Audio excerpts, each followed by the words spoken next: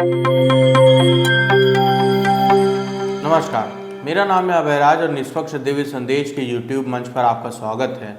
एक समय था जब आम आदमी पार्टी के साथ देश भर के नामी गिरामी लोग जुड़ते थे, जो अपनी फील्ड के जहीन और ईमानदार लोग होते थे। पार्टी में शामिल होने वाले लोगों में बड़े वकील, पत्रकार, टेक्नोक्रेट, ब्यूरोक्रेट, कलाकार आदि रहे हैं, जिनकी छवि इतनी साफ सुथरी होती थी कि ये अपनी फील्ड के लोगों के लिए आइडियल होते थे।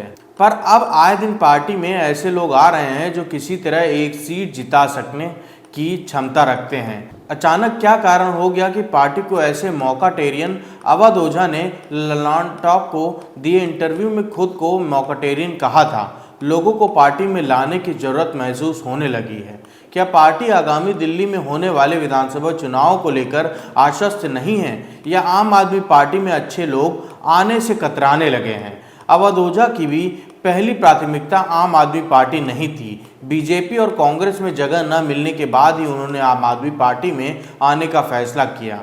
अवध ओझा एक शिक्षक के रूप में फेमस जरूर हो गए हैं, पर आम लोगों के बीच उनकी छवि एक गंभीर आदमी की नहीं है। वो कुछ भी बोल सकते हैं। सोशल मीडिया पर अटेंशन पाने के लिए ही उन्होंने खुद अपने आप को मौकाटेरियन तक कह दिया था। वो कभी ओसामा बिन लादेन की तारीफ करने लगेंगे तो कभी खुद कट्टा चलाने वाला भी बता देंगे। उनकी विचारधारा भी स्पष्ट नहीं है। उनके हीरो और आइडियल भी हर इंटरव्यू में बदल जाते रहे हैं। कभी वो नरेंद्र मोदी तो कभी राहुल गांधी उन्हें अच्छे लगते थे, कभी उन्हें अखिलेश यादव में तमाम अच्छाइयाँ दिखने लगती हैं। अरविंद केजरीवाल भी कभी उन्हें महाभ्रष्ट नजर आते रहे हैं तो कभी आइडियल बन जाते रहे हैं। लोकसभा चुनाव के दौरान वो एक साथ प्रयागराज से बीजेपी से टिकट चाहते थे तो रायबरेली से कांग्रेस उम्मीदवार बनना चाहते थे। कुल मिलाकर एक सिविल सर्विसेज का कोचिंग पढ़ाने वाला शिक्षक जो मस्खरी केवल इसलिए करता है कि ताकि चर्चा में रह सके, ताकि सोशल मीडिया पर उसे व्यूज़ मिल सके। जो लोग अवध ओझा को बहुत दिनों से फॉलो कर रहे होंगे उन्हें पता होगा कि वो येन केन प्रकारेण नेता बनना चाहते रहे हैं। उम्मीद है कि अब आम आदमी पार्टी की वजह से उनकी ये इच्छा पूरी हो जाएगी।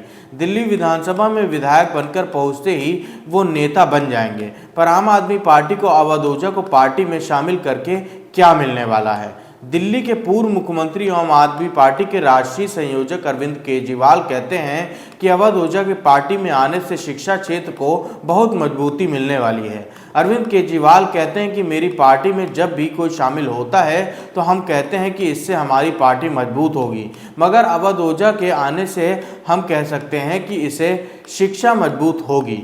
सवाल यह है कि अवध ओझा ने शिक्षा के क्षेत्र में कौन से तीर मारे हैं? सिवाय कोचिंग सेंटरों में पढ़ाने के उनकी उपलब्धि क्या है? इस सवाल का जवाब गूगल भी नहीं बता पा रहा है, जबकि अवध ओझा के नाम से गूगल पर हजारों पेज खुलते हैं, पर अधिकतर में उनकी ओछी हरकतों की ही चर्चा है। दिल्ली या देश में कहीं भी कोचिंग सेंटरों में उन्हीं को मौका मिलता रहा है जो बच्चे अमीर घरों से बिलोंग करते रहे हैं। इन कोचिंग सेंटरों के चलते ही गरीब घरों में होनहार बच्चे भी कॉम्पिटिटिव एग्जाम में असफल हो जाते रहे हैं। कोचिंग सेंटर के शिक्षक मोटी फीस वसूल कर अपने छात्रों को किसी भी एग्जाम को क्रैक करने के शॉर्टकट तरीके बताते रहे हैं। दिल्ली में आम आदमी पार्टी को वोट देने वाला क्लास मुफ्त बिजली, मुफ्त पानी और मुफ्त बस सवारी करता है। उसके बच्चों को ऐसे कोचिंग सेंटरों से क्या मिलने वाला है? क्या अवध ओझा ने कभी गरीब बच्चों के लिए मुफ्त कोचिंग क्लास की सुविधा दी है? क्या बिहार सुपर 30 की तरह उन्होंने कभी ऐसे संस्थान की शुरुआत की जहां गरीब होनहार बच्चों की प्रतिभा को चमकाया जा सके?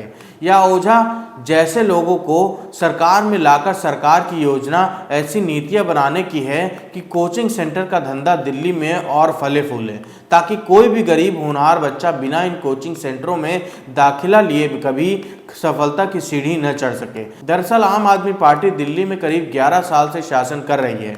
जाहिर है कि इतने समय के शासन के बाद एंटी इनकम्बेंसी से मुकाबला करना कठिन हो जाता है। दिल्ली में अरविंद केजरीवाल और आम आदमी पार्टी के नेताओं को कहना है कि उनके शासनकाल में शिक्षा और स्वास्थ्य के क्षेत्र में अभूतपूर्व सुधार हुआ है। वहीं बहुत से लोगों का यह भी मानना है कि आम आदमी पार्टी के शासन में दिल्ली स्लम बस्ती बन चुकी है। जिस तरह की खबरें आ रही हैं कि आम आदमी पार्टी बड़े पैमाने पर सीटिंग एमएलए का टिकट काटने वाली है। अब कुछ दिन पहले आम आदमी पार्टी ने दिल्ली विधानसभा चुनाव के लिए प्रत्याशियों की पहली लिस्ट जारी की थी। उस लिस्ट में अधिकतर ऐसे लोग उम्मीदवार के रूप में दिख रहे हैं जो हाल ही में दूसरी पार्टियां छोड़कर आम आदमी पार्टी में शामिल हुए हैं। यानी स्पष्ट है कि पार्टी को अपने नेताओं से ज्यादा दूसरी पार्टियों से आए लोगों पर भरोसा है।